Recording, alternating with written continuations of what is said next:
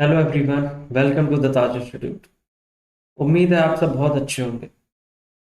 मैं आपके लिए लेके आया हूँ क्लास 11th का चैप्टर लॉज ऑफ मोशन। तो आइए हंसते खेलते पढ़ते हैं इस चैप्टर को। अगर मैं आपसे पूछूं फोर्स, फोर्स क्या है तो आप कहोगे क्या बात कर रहे हो सर, फोर्स भी नहीं पता होगा क्या? मैं इतनी छोटी चीज पूछोगे क्या, ये भी नहीं पता होगा? आप कहोगे फोर्स इज पुश और पुल। फोर्स क्या है? पुश और पुल। किसी भी चीज को पुश करना या फिर किसी भी चीज को खींचना, यही तो फोर्स है। देखो आप यहाँ पे देख पा रहे होगे इलस्ट्रेशन में पुश और पुल। तो पुश और पुल, किसी भी चीज को खींच रहे हो या फिर धक्का दे रहे हो, तो धक्का देने से क्या होगा? कोई भी रुकी हुई चीज एकदम से मोशन में आ जाएगी, या फिर कोई भी मूविंग ऑब्जेक्ट होगा तो रुक जाएगा। तो फोर्स हमारे पास क्या? फोर्स इज ए पुश और pull which has tendency to change the position. जो क्या कर सकता है? पोजीशन को चेंज कर सकता है। किसकी पोजीशन चेंज होगी? किसकी पोजीशन चेंज होगी?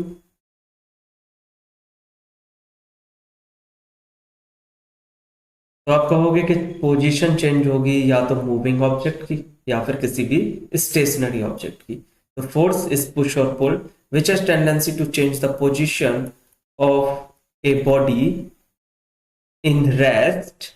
बॉडी कैसी होगी? या तो रेस्ट में और इन मोशन, और इन मोशन। तो ये हमारे पास है फोर्स। इस फोर्स के क्या क्या इफेक्ट्स हो सकते हैं? फोर्स के क्या इफेक्ट्स हो सकते हैं? अब आपने किसी भी बॉडी को, कोई भी बॉल है आपके सामने, बॉल पड़ी है ग्राउंड पे, आपने हल्का सा पुश कर दिया आगे की तरफ। तो पुश करने से क्या होगा? वो स्टेशनरी ऑब्जेक्ट मोशन में आ जाएगा। तो फोर्स क्या कर सकता है? It can move a stationary object.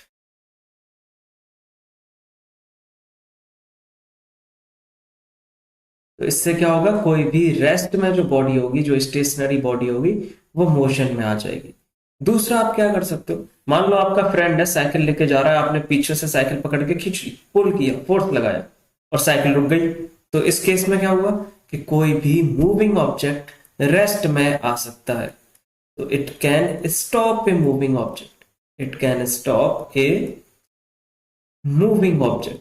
और इसका एग्जाम्पल है, आप क्रिकेट खेलते हुए, आप क्रिकेट खेलते भी होगे, आप क्रिकेट खेलते हुए लोगों को देखते भी होगे। तो क्रिकेटर क्या करता है? बॉल को कैच करता है, तो मूविंग ऑब्जेक्ट को उसने रोका, फोर्स एक्सर्ट की और मूविंग ऑब्जेक्ट को रोका।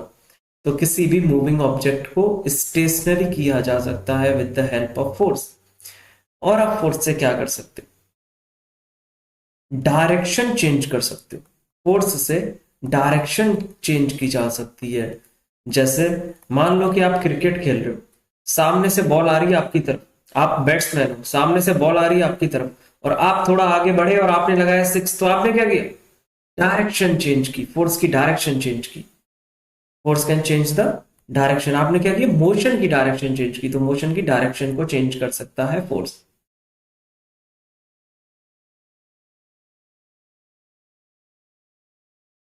डायरेक्शन ऑफ मोशन को चेंज कर सकता है फोर्स। और क्या इफेक्ट्स हो सकते हैं? और देखिए, किसी भी ऑब्जेक्ट की शेप और साइज को चेंज कर सकती है फोर्स। फोर्स क्या कर सकती है? किसी भी ऑब्जेक्ट की शेप और साइज को चेंज कर सकती है। जैसे मेरे पास ये पेन है, अगर मैं अभी इस पे फोर्स लगाऊं तो क्या होगा? टूट जाएगा, शेप और साइज चेंज हो जाएगा। तो इट कैन चेंज शेप और साइज।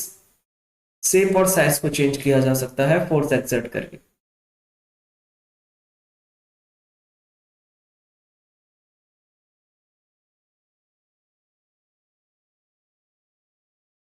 तो किसी भी ऑब्जेक्ट के शेप और साइज को चेंज किया जा सकता है फोर्स एक्सर्ट करके। आप यहाँ पे इजीली इलस्ट्रेशन की हेल्प से देख भी पा रहे होगे। एक बैट्समैन है, बैट्समैन डायरेक्शन चेंज कर रहा है, ये रबर बैंड को खींच रहा है, शेप और साइज चेंज हो रही है। रबर बोर्ड बैंड को खींचने से रबर बैंड की शेप और साइज चेंज हो रहा है। तो आप इजीली ये चीजें समझ सकते हैं। अब समझते हैं इनर्शिया। क्या आपने कभी ऐसे बड़े हैवी वेट को पुश करने की कोशिश की है जिसको आपने खूब पुश किया हो लेकिन फिर भी वो आपसे हिला ना हो, अपनी जगह से आप उसको मूव ना कर पाए हो? तो ऐसे जो ऑब्जेक्ट्स होते हैं, देखिए जो भी ऑब्जेक्ट्स हैं हमारे पास, उन सबकी एक प्रॉपर्टी है, वो हमेशा ही अपनी पोजीशन में बने रहना चाहते हैं।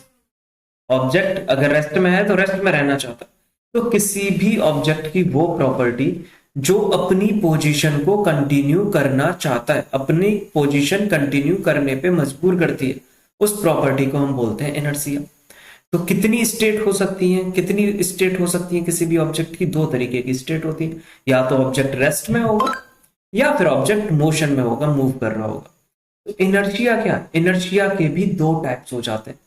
एक तो इनर्शिया ऑफ रेस्ट, एक तो होगा इनर्शिया ऑफ रेस्ट, और दूसरा होगा इनर्शिया ऑफ मोशन।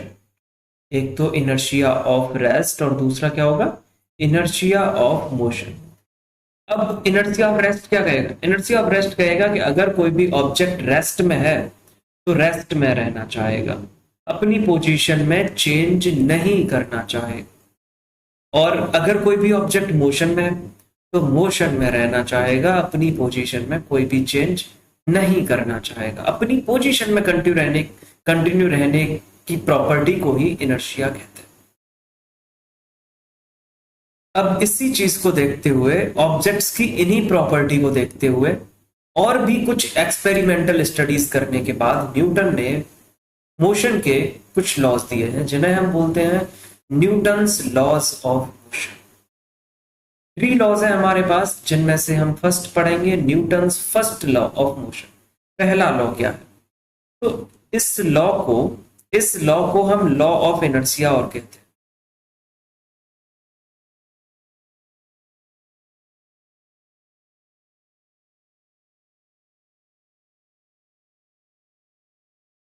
इस लॉ को क्या कहते हैं? लॉ ऑफ इनर्शिया भी कहते हैं। देखिए, अभी इनर्शिया क्या है? इनर्शिया वो प्रॉपर्टी जो ऑब्जेक्ट को या तो मोशन में है तो मोशन में रखना चाहेगी, अगर ऑब्जेक्ट रेस्ट में है तो रेस्ट में रहना चाहेगा। इसी को देखते हुए न्यूटन ने बोला कि अगर कोई भी ऑब्जेक्ट मोशन में है या फिर अगर कोई भी ऑब्जेक्ट रेस्ट में है तो वो अपनी ही पोजीशन को कंटिन्यू करता है तब तक कि उस पर कोई भी एक्सटर्नल फोर्स एक्ट ना करे।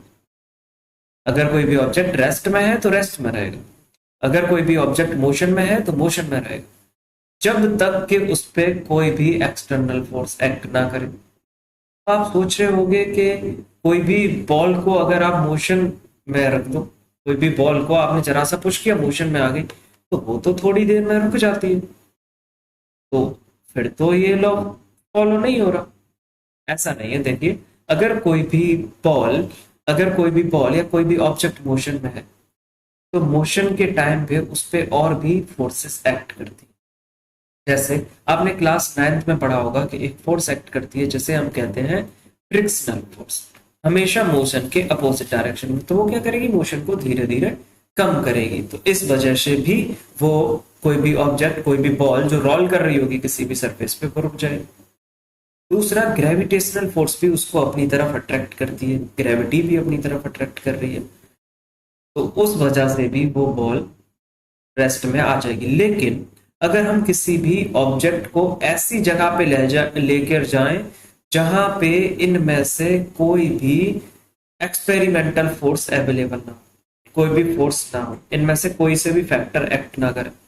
अगर मान लो आप किसी भी ऑब्जेक्ट को ले गए स्पेस में और स्पेस में ले जाके आपने एक बॉल को थ्रो कर दिया, तो उस कंडीशन में वो बॉल तब तक मोशन में रहेगी जब तक कि उस पर कोई भी और एक्सटर्नल फोर्स एक्ट ना करे, वो बॉल मोशन में ही रहना चाहिए।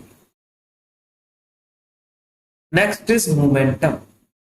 अब ऐसा समझ लीजिए कि मेरे पास ये एक ऑब्जेक्ट है, object of mass m। This object is moving with A velocity v। तो इसके मास और इसकी वेलोसिटी के प्रोडक्ट को मोमेंटम कहते हैं। मोमेंटम यानी कि product of mass and velocity of an object. इस मोमेंटम के लिए हमारे पास सिंबल होता है p। मोमेंटम के लिए सिंबल क्या होगा? p। तो p is equals to mv। ये हमारे पास आया momentum, p is equals to mv, mass multiply by velocity. अगर मैं यहां से इसकी यूनिट लिखूं,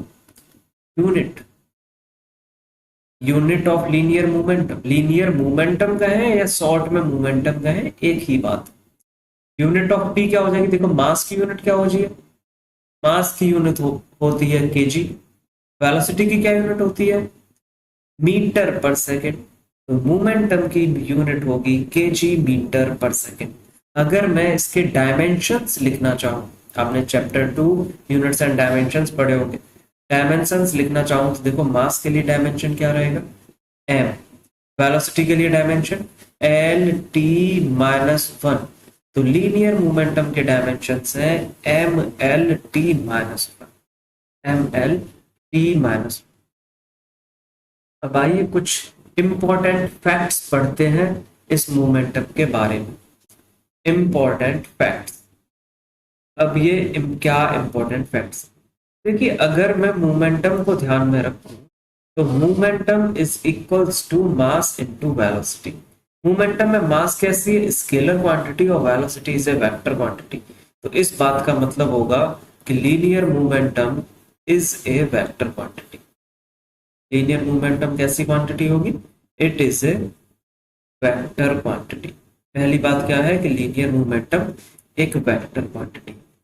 दूसरी कंडीशन ये है कि मान लो आप, हमारे पास दो ऑब्जेक्ट है, एक ऑब्जेक्ट जिसका मास m1 और दूसरा ऑब्जेक्ट जिसका मास m2। दो object mass m1 and m2, दोनों ऑब्जेक्ट सेम वेलोसिटी v के साथ मूव कर रहे हैं, दोनों के पास सेम वेलोसिटी है v। तो मैं ऐसा कह सकता हूं, for object of mass m1, जिसका मास m1 होगा, उसके लिए मैं बोल सकता हूं linear momentum p1 will be m1v, इसको कह देते हैं इक्वेशन फर्स्ट।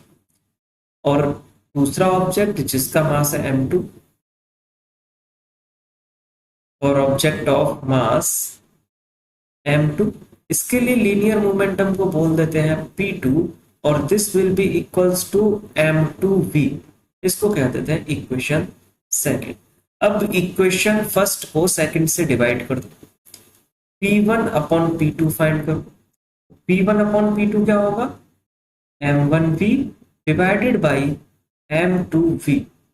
देखिए v से v कैंसिल हो जाएगा, हमारे पास क्या बचा, हमारे पास बचा p1 upon p2 is equals to m1 upon m2।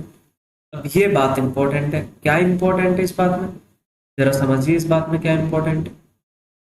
इसका मतलब ये है कि अगर m1 का मास m2 से है ज्यादा, m1 का मास से ज्यादा, तो इस बात का तो ये मतलब होगा कि p1 will be greater than p2। m1 का मास ज्यादा, पहले ऑब्जेक्ट का मास ज्यादा, वेलोसिटी सेम है दोनों ऑब्जेक्ट्स की, पहले ऑब्जेक्ट का मास ज्यादा, तो लीनियर मोमेंटम भी किसका ज्यादा, पहले ऑब्जेक्ट का ज्यादा।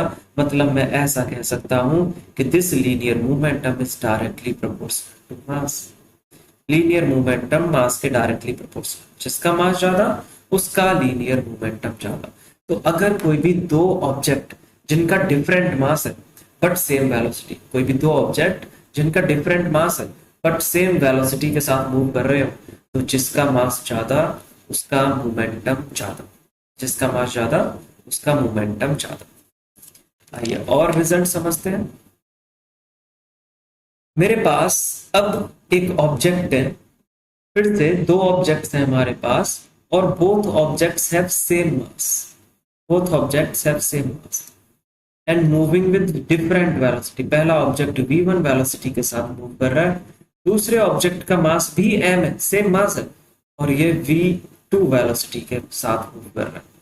तो अगर अब मैं मोमेंटम फाइंड करूं तो पहले ऑब्जेक्ट के मोमेंटम को बोल देते हैं p1, p1 क्या होगा m v1। इसी तरीके से दूसरे ऑब्जेक्ट का मोमेंटम होगा p2 और ये p2 किसके इक्वल होगा, दूसरे ऑब्जेक्ट का मास m multiply by velocity v2, तो m v2। This is equation second. अगर अब फर्स्ट इक्वेशन को सेकंड से डिवाइड कर दें, p1 अपॉन p2 फाइंड करें तो p1 अपॉन p2 क्या हो जाएगा, mv1 डिवाइडेड बाई mv2। मास से मास हो जाएगा कैंसिल, क्या बचा हमारे पास, हमारे पास बचा p1 upon p2 is equals to v1 upon v2। इस बात का क्या मतलब है?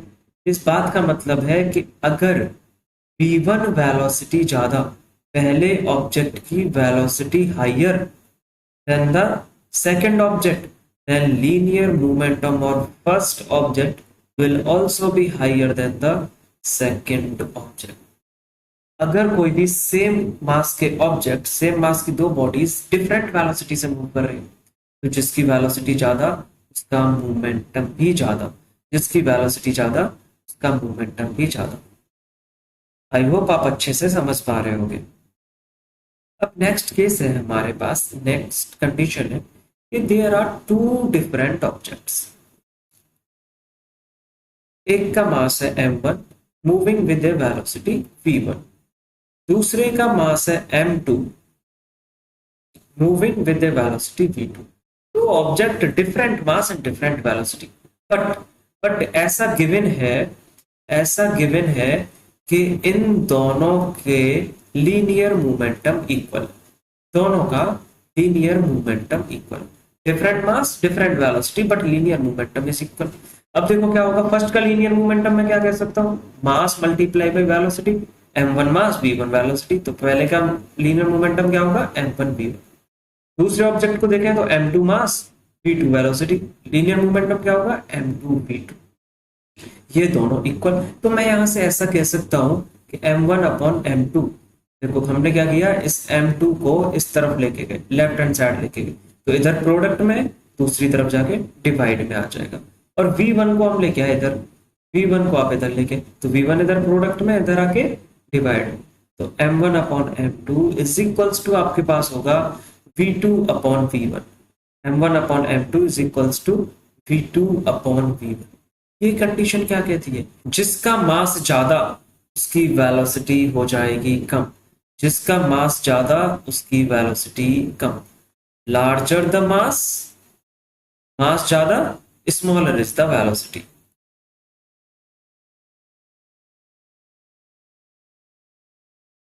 जिसका मास ज्यादा होगा उसकी वेलोसिटी कम होगी। देखो इधर m1 upon m2 v2 upon v1 के इक्वल है, तो जिसका ज्यादा मास, कह दूं अगर मैं, कि अगर मैं ऐसा कह दूं आपसे कि m1 ज्यादा है, m1 is greater than m2, तो इस बात का मतलब होगा कि v2 will be greater than v1, v2 will be greater than v1। तो जिसका मास ज्यादा उसकी वेलोसिटी कम होगी, और जिसका मास कम उसकी वेलोसिटी ज्यादा होगी। मुझे उम्मीद है आपको अच्छे से समझ आया होगा। अब बढ़ते हैं second law of motion. Second law, देखिए सेकंड लॉ ऑफ मोशन कहता है कि कोई भी ऑब्जेक्ट है, ये मेरे पास एक ऑब्जेक्ट है m मास का ऑब्जेक्ट, आप क्या कर रहे हो, you are pushing this object with a force f force के साथ आप इस ऑब्जेक्ट को पुश कर रहे हो, तो पुश करने से क्या होगा, वेलोसिटी चेंज होगी। अगर ऑब्जेक्ट मोशन में है पहले से तब भी वेलोसिटी चेंज होगी, रेस्ट में है तो मोशन में आ जाएगा तब भी वेलोसिटी चेंज होगी। और वेलोसिटी में चेंज का क्या मतलब है, वेलोसिटी में चेंज का मतलब है लीनियर मोमेंटम में चेंज, क्योंकि लीनियर मोमेंटम डायरेक्टली प्रोपोर्शनल है मास के, and linear momentum directly proportional है वेलोसिटी के। तो वेलोसिटी में चेंज मतलब लीनियर मोमेंटम में चेंज। अगर आप ज्यादा तेजी से पुश करोगे तो वेलोसिटी में ज्यादा चेंज होगा, अगर आप धीरे से पुश करोगे, कम फोर्स लगाओगे, तो वेलोसिटी में कम चेंज होगा। तो देखिए अब ये बात क्या हुई कि मतलब जितना ज्यादा मोमेंटम में चेंज उतना ज्यादा फोर्स, जितना ज्यादा फोर्स लगाओगे उतना ज्यादा मोमेंटम में चेंज, वेलोसिटी तेजी से चेंज होगी। तो न्यूटन सेकंड लॉ कहता है कि rate of change of momentum d by dt of p, rate of change of momentum, this is directly proportional to the applied force। जितनी ज्यादा फोर्स अप्लाई करेंगे मोमेंटम में उतना ज्यादा चेंज। d by dt का मतलब है, d by dt का मतलब है rate of change, rate of change of, d by dt मतलब rate of change of momentum, ऐसे रीड करेंगे, rate of change of momentum is directly proportional to applied force. जितनी ज्यादा फोर्स अप्लाई करेंगे उतना ज्यादा चेंज इन मोमेंटम। अब आप जैसे ही यहां से इस प्रोपोर्शनलिटी साइन को हटाओगे, यहाँ आ जाएगा एक कांस्टेंट f, और यहाँ इस कांस्टेंट की वैल्यू होती है 1, इस कांस्टेंट की वैल्यू 1। तो मैं इसको कैसे लिख सकता हूँ, मैं लिख सकता हूँ rate of change of momentum. Momentum की जगह अगर एम वी लिख दूं तो कोई प्रॉब्लम होगी आपको? आप कहोगे नहीं, आप कहोगे नहीं। तो एम, एम हमारे पास ऑब्जेक्ट का मास है। मास कैसी क्वांटिटी? कांस्टेंट क्वांटिटी होती है। तो मास को मैंने लिख लिया बाहर। Rate of change of velocity D by D T of V is equals to F. और rate of change of velocity को क्या कहते हैं? Rate of change of velocity को क्या कहते हैं? Rate of change of velocity मतलब एक्सीलरेशन। तो इस बात का मतलब हुआ कि m multiply by D V by D T की जगह क्या लिख दूं? D V by D T की जगह लिख दूं a। तो M A is equals to F. हमें एक फॉर्मूला मिला फोर्स का, F is equals to M A. Force का हमें एक फॉर्मूला मिला, F is equals to M A. क्योंकि rate of change of velocity क्या होता है? एक्सीलरेशन। इसलिए हमने d by D T of V की जगह पे लिखा एक्सीलरेशन। तो F is equals to M A, हमें मिल गया एक फॉर्मूला। अब आइए जरा यूनिट समझते हैं फोर्स की, फोर्स की यूनिट। तो अभी हमने फॉर्मूला पढ़ा फोर्स के लिए। फोर्स का फॉर्मूला क्या? F is equals to M A. F is equals to M A, force का फॉर्मूला। अगर मैं आपसे यहाँ कहूँ यूनिट ऑफ फोर्स क्या होगी, तो आप कहोगे कि मास की यूनिट kg, एक्सीलरेशन की unit metre per second square, then unit of force is KG metre per second square. बिल्कुल सही है, इस KG metre per second square को ही हम न्यूटन कहते हैं। इसी KG metre per second square को कहते हैं newton. Symbol is capital N. Symbol क्या है? Capital N. अच्छा, ये जो हमारे पास यूनिट हुई, this is S I unit. कौन सी यूनिट है ये? This is S I unit. और आप कहोगे कि unit in M K S system, unit in M K S system. तो अगर आपको सीजीएस सिस्टम में यूनिट लिखनी पड़े, इन सीजीएस सिस्टम, तो सीजीएस सिस्टम में क्या यूनिट होगी फोर्स? तो देखो आपको क्या करना है, यूनिट क्या है? KG metre per second square. CGS में हमारे पास क्या होगा? केजी को क्या लिखेंगे? ग्राम लिखेंगे। केजी को ग्राम लिखेंगे तो क्या यूनिट हो जाएगी? यूनिट ऑफ फोर्स क्या होगी? Unit of force, unit of force आपके पास क्या हो जाएगी? केजी की जगह क्या लिखूं? ग्राम। मीटर को क्या लिखते हैं? सेंटीमीटर। और टाइम को सेकंड। तो ग्राम सेंटीमीटर पर सेकंड स्क्वायर यूनिट होगी सीजीएस में। और इसी ग्राम सेंटीमीटर पर सेकंड स्क्वायर को हम कहते हैं डाइन। और ये आपने यूनिट्स एंड मेजरमेंट चैप्टर में भी पढ़ा होगा। सीजीएस में unit of force is dyne. आपने वहां ये भी पढ़ा था कि 1 न्यूटन फोर्स का मतलब है, 1 न्यूटन फोर्स का मतलब है 10 की पावर 5 टाइम्स ऑफ फोर्स, 10 की पावर 5 टाइम फोर्स। उम्मीद है आप ये अच्छे से समझ पा रहे हैं। अब मैं एक यूनिट की और बात करूंगा फोर्स की, gravitational unit of force. Gravitational unit force की ग्रेविटेशनल यूनिट क्या हो? ग्रेविटेशनल यूनिट यानी कि ऐसे समझ लीजिए कि कोई भी object under the influence of gravity fall हो रहा है। तो under the influence of gravity, जब भी ऑब्जेक्ट ग्रेविटी के इन्फ्लुएंस में फॉल होगा, ग्रेविटी के इन्फ्लुएंस में मूव करेगा, तो एक्सीलरेशन ड्यू टू ग्रेविटी होता है g। इसलिए हम एक्सीलरेशन को g से रिप्लेस कर देंगे। क्या होगा हमारे पास? F is equals to M G unit हो जाएगा। F is equals to M G हो जाएगा। तो इस केस की अगर मैं बात करूं तो इस केस में यूनिट जो होगी, यूनिट ऑफ फोर्स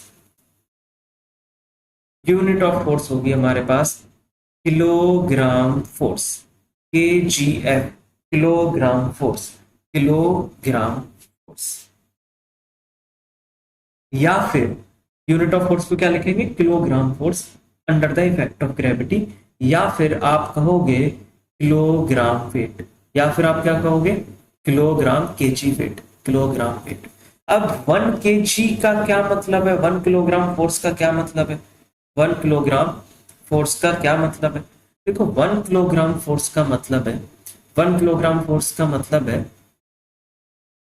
कि 1 kg ऑब्जेक्ट पे, कोई भी ऑब्जेक्ट जिसका मास है 1 kg, कोई भी ऑब्जेक्ट, ये हमारे पास एक ऑब्जेक्ट है, ऑब्जेक्ट का मास कितना है 1 kg।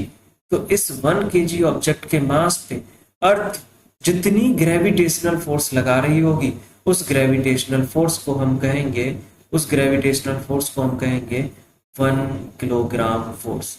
उसको हम क्या कहेंगे, 1 किलोग्राम फोर्स। अगर 1 kg का मास है तो कितनी फोर्स लग रही होगी वैसे? F is equals to M की जगह पे आप क्या लिखोगे, 1 multiply by acceleration due to gravity क्या होता है 9.8। तो कितनी फोर्स लगेगी 9.8 न्यूटन। इसका मतलब कि 1 kilogram force is always equals to 9.8 newton of force.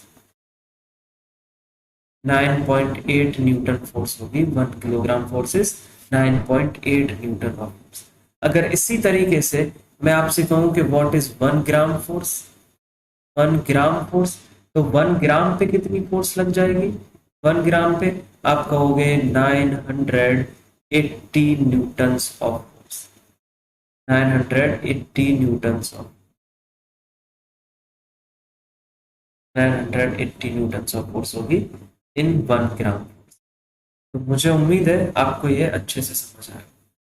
अब हम इसी कॉन्सेप्ट पे बेस्ड लीनियर मोमेंटम और न्यूटन सेकंड लॉ पे बेस्ड कुछ क्वेश्चंस करते हैं, इसी पे बेस्ड कुछ क्वेश्चंस करते हैं।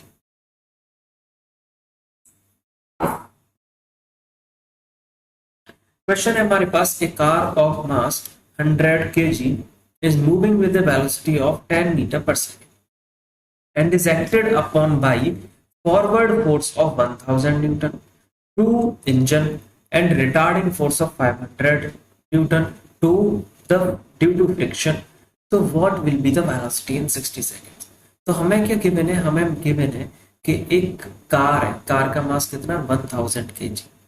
हमें क्या गिवन है, mass of car, mass of car कितना 1000 kg, mass of car is 1000 kg। कितनी वेलोसिटी से मूव कर रही है, इसकी इनिशियल वेलोसिटी u कितनी वेलोसिटी से मूव कर रही है 10 मीटर पर सेकंड की वेलोसिटी से मूव कर रही है। अब इस पे क्या किया, एक इंजन ने फोर्स लगाई, इंजन ने कितनी फोर्स लगाई 1000 न्यूटन, इंजन की फोर्स कितनी है 1000 न्यूटन। लेकिन इस पे साथ में एक रिटार्डिंग फोर्स, एक रिटार्डिंग फोर्स भी लग रही है, जो रिटार्डिंग फोर्स है 500 न्यूटन फ्रिक्शन की वजह से। तो इस ऑब्जेक्ट की 60 सेकंड्स बाद वेलोसिटी क्या होगी, तो टाइम हमें कितना गिवन है 60 सेकंड्स। नेट फोर्स कैलकुलेट करेंगे, नेट फॉरवर्ड फोर्स क्या होगी, नेट फॉरवर्ड फोर्स। तो नेट फॉरवर्ड फोर्स कितनी हुई भाई 1000 न्यूटन, आगे की तरफ इंजन फोर्स लगा रहा है 1000 न्यूटन, आगे की तरफ इंजन फोर्स लगा रहा है, और 500 न्यूटन बैकवर्ड डायरेक्शन में फ्रिक्शन की वजह से फोर्स लग रही है। तो नेट फोर्स कितनी हुई 500 न्यूटन, नेट फोर्स कितनी हुई 500 फोर्स 500 न्यूटन से बोला गया है कि 60 सेकंड बाद इसकी वेलोसिटी क्या हो जाएगी। तो आप यूज कीजिए फर्स्ट इक्वेशन ऑफ मोशन। क्या आपको फर्स्ट इक्वेशन ऑफ मोशन याद है,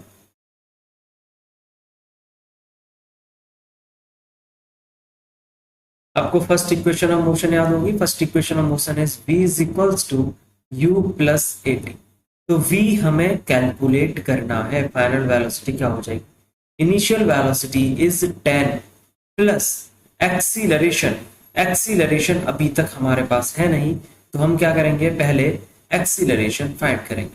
एक्सीलरेशन फोर्स के फॉर्मूले से फाइंड किया जा सकता है, F is equals to ma। तो फॉरवर्ड फोर्स कितनी है 500 न्यूटन, मास ऑफ कार कितना है 1000 kg मल्टीप्लाई बाय एक्सीलरेशन। 1000 को इस तरफ लेके जाओ, 1000 को इस तरफ लेके जाओगे तो ये होगा 500 divided by 1000 is equals to acceleration. 0 से 2 0 कैंसिल हो जाएंगे, 5 से 10 2 टाइम्स कैंसिल, तो 1/2 आया हमारे पास एक्सीलरेशन। एक्सीलरेशन कितना 1/2, तो एक्सीलरेशन की जगह पे कितना पुट करूं इधर 1/2, मल्टीप्लाई बाय टाइम की जगह पे कितना पुट करूं 60, 2 से 60 30 टाइम्स कैंसिल हो जाएगा, हमें मिलेगा v is equals to 10 plus 30 कितना हुआ 40 मीटर पर सेकेंड। तो 60 सेकेंड्स बाद, 1 मिनट बाद इस ऑब्जेक्ट की वेलोसिटी होगी 40 मीटर पर सेकेंड। कितनी वेलोसिटी होगी 40 metre per second.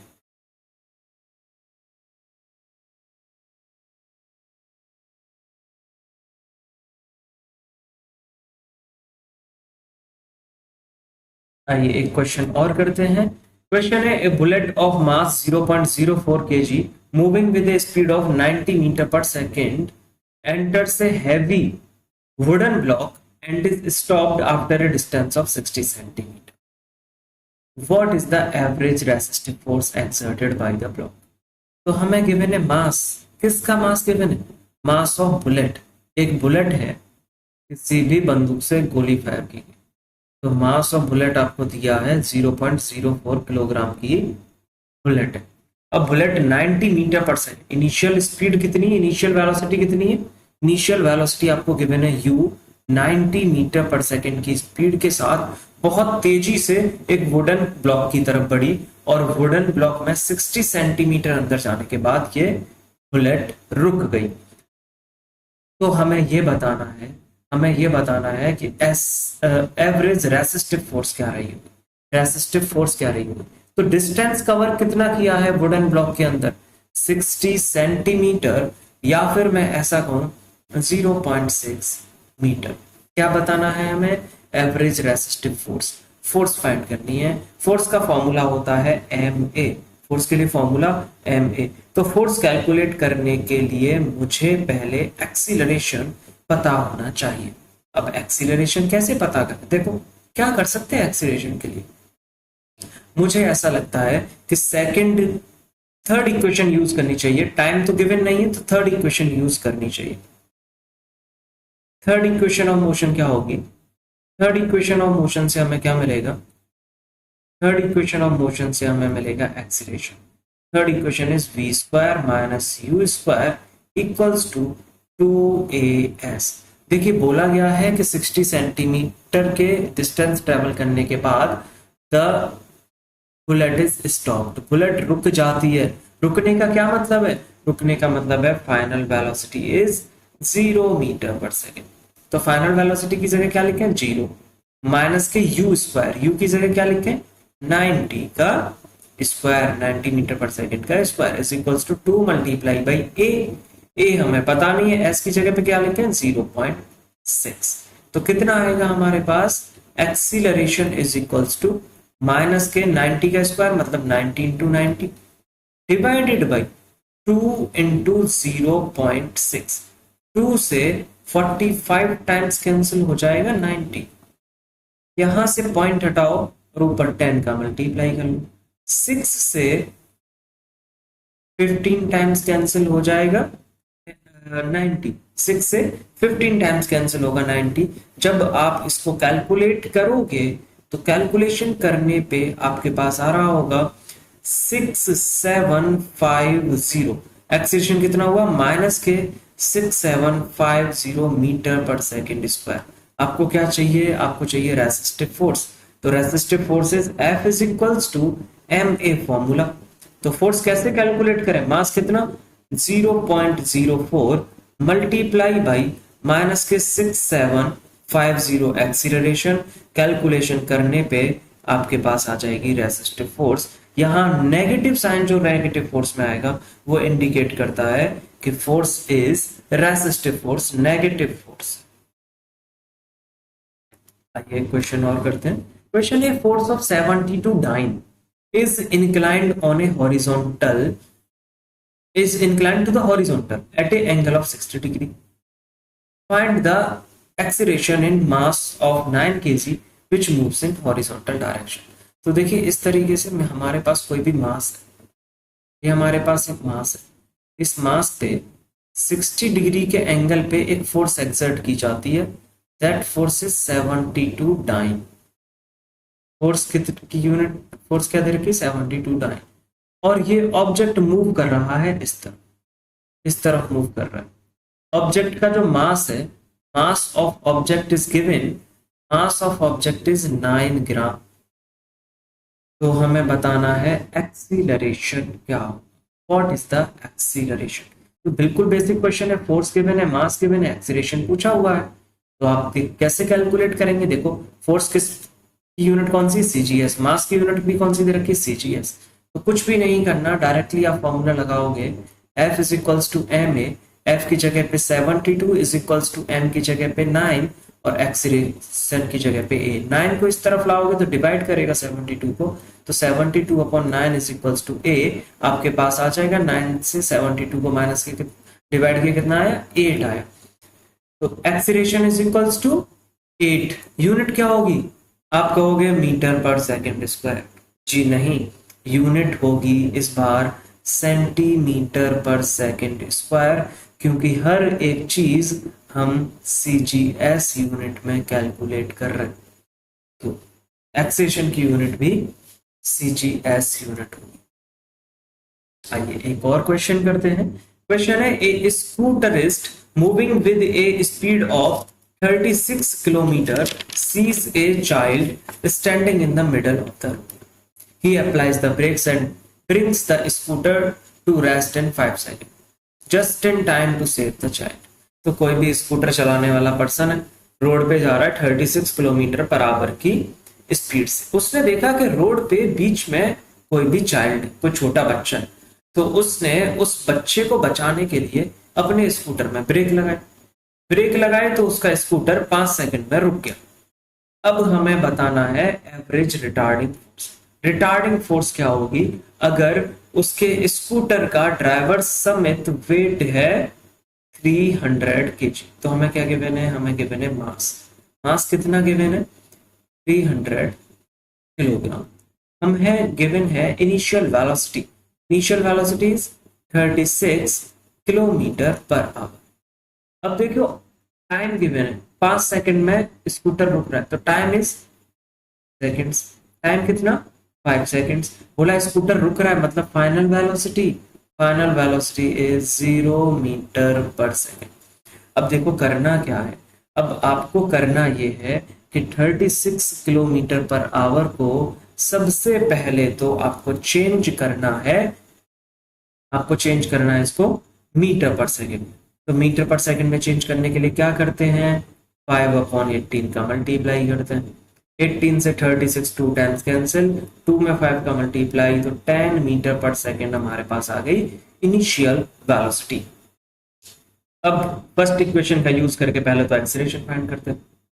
First equation क्या है?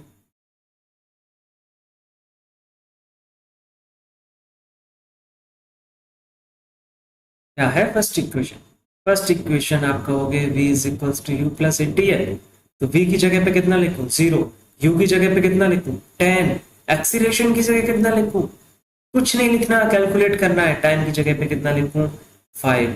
तो u को हम लेके गए इस तरफ, मतलब 10 को इस तरफ लेके जाएंगे, तो -10 इज इक्वल्स टू 5a। 5 को जब आप राइट हैंड साइड लेके जाओगे तो यहाँ मल्टीपल में इधर जाके डिवाइड करेगा, तो आपके पास होगा -10/5 इज इक्वल्स टू a। आपको एक्सीलरेशन मिल गया -2 मीटर पर सेकंड स्क्वायर। और जैसे ही आपको एक्सीलरेशन मिला, अब तो आप कह रहे हो कि अब तो छोड़ दो, अब तो हम कर लेंगे, अब तो आसान है। क्वेश्चन पहले भी आसान ही था। F इज इक्वल्स टू आपके पास होगा ma, mass of scooter and the driver. कितना मास है? 300 मल्टीप्लाई बाय एक्सीलरेशन कितना? -2। तो रेसिस्टिव फोर्स कितनी है? Resistive force F is equals to 600 newton. Minus sign represent करता है कि force is resistive, retarding force है। आइए क्वेश्चन और करते हैं। क्वेश्चन है, two forces of 5√2 and 6√2 Newton are acting on a body of mass 1000 kg at an angle to 60 degree to each other. Find the acceleration, distance covered and the velocity after 10 seconds. तो एक object पे दो force act कर रही है। पहले तो आपको क्या करना पड़ेगा? पहले आपको टोटल फोर्स निकालनी पड़ेगी।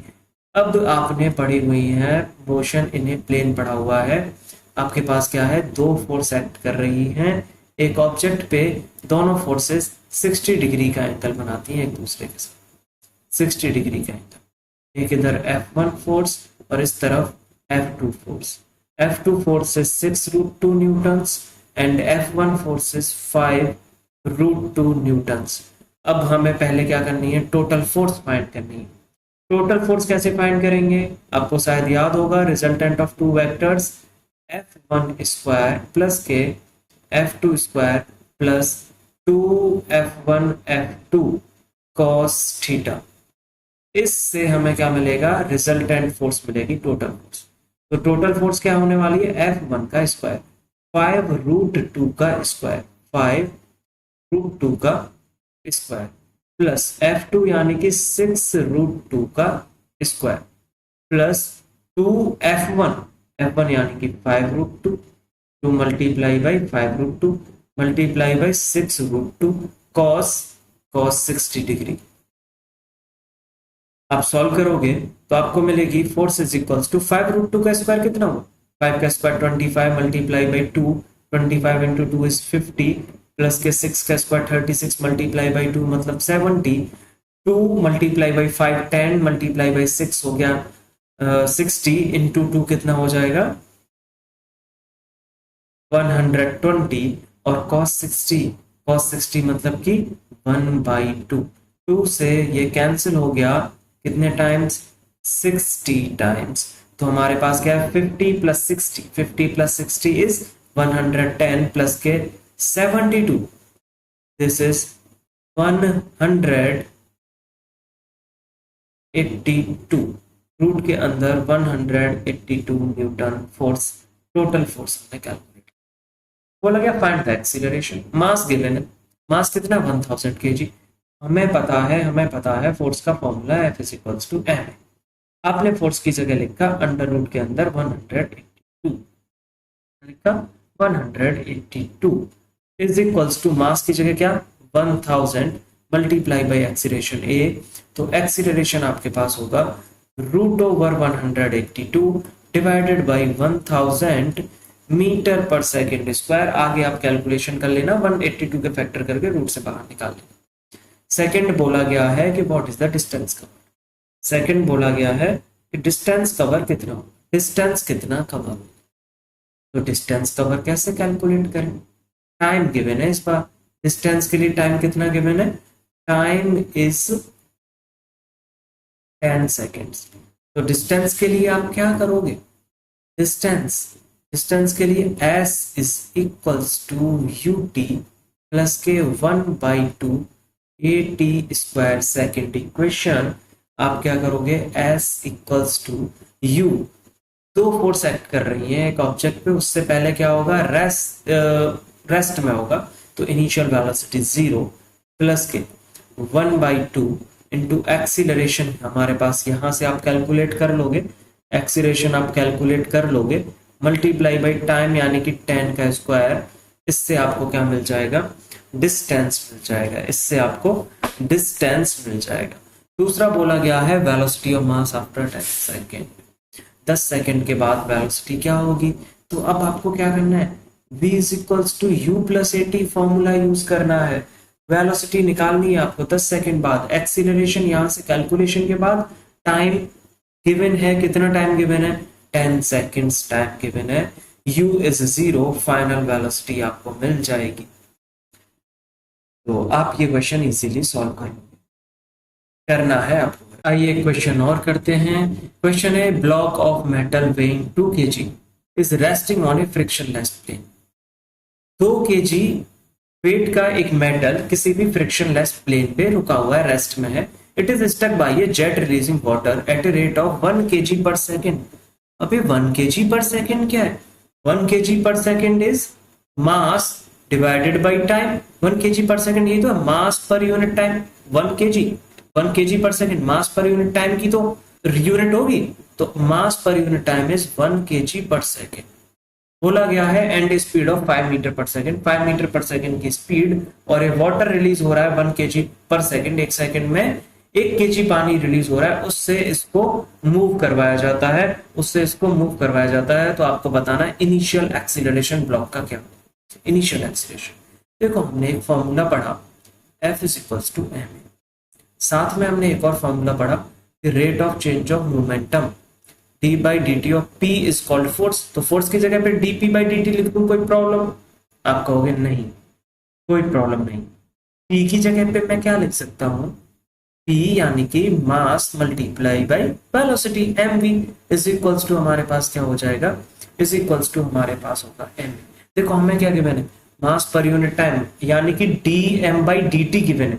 D M by D T कितना, 1 kg पर सेकंड, तो इसकी जगह कितना लिखूं 1 मल्टीप्लाई बाई, इसकी जगह मैं कितना लिखूं, D by D T of M की जगह पे 1 मल्टीप्लाई बाई वेलोसिटी कितनी गिवन है 5 इज इक्वल्स टू मास, देखो मास ऑफ मेटल ब्लॉक कितना 2 kg, तो 2 मल्टीप्लाई बाई मेरे पास होगा एक्सीलरेशन, 2 को आप इधर लेके जाओगे तो एक्सीलरेशन इज इक्वल्स टू 5/2, मतलब acceleration is 2.5 metre per second square. तो इसका इनिशियल एक्सीलरेशन क्या होगा, 2.5 metre per second square acceleration. मुझे उम्मीद है आपको अच्छे से ये समझ आ गए होंगे सभी क्वेश्चंस। तो मेरे पास आपके लिए हैं ये कुछ और क्वेश्चन, 7 क्वेश्चंस हैं, 7 प्रॉब्लम्स हैं फॉर प्रैक्टिस। आपको खुद से प्रैक्टिस करनी है, खुद से सॉल्व करने हैं। अगर आप इनको सॉल्व करने में कोई भी डिफिकल्टी फील करते हो तो आप कमेंट सेक्शन में लिख सकते हो, मैं आपके कमेंट्स का जरूर रिप्लाई करूँ। तो आप लगाओ थोड़ी फोर्स, आप थोड़ी फोर्स लगाओ इन क्वेश्चंस को सॉल्व करने में, और इतने में मैं लगाता हूँ थोड़ी फोर्स, मैं लगाता हूँ थोड़ी फोर्स और जल्दी से निकलता हूँ यहाँ से।